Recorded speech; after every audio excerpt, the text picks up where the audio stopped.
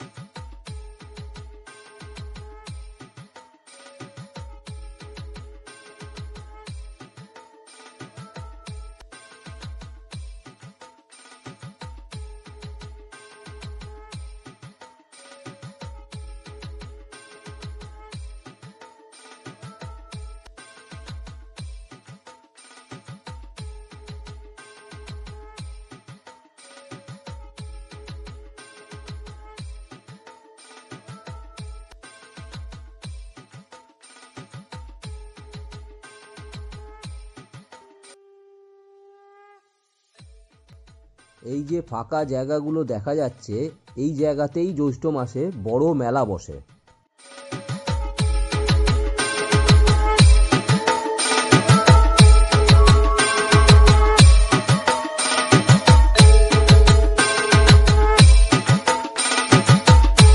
এখন আপনাদেরকে নিয়ে যাচ্ছি মা বৈষ্ণব দেবী মন্দিরে, যা কলকাতার বুকে প্রথম জলের উপর অবস্থিত বৈষ্ণব দেবী মন্দির।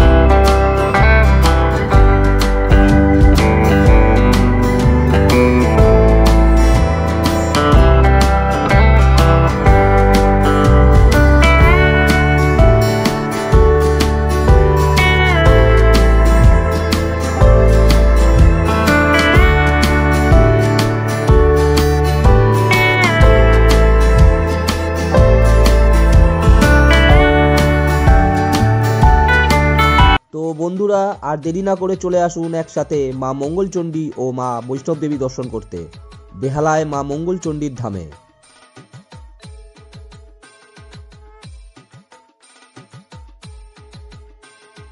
ভিডিওটি ভালো লাগলে লাইক, শেয়ার ও সাবস্ক্রাইব করে দেবেন।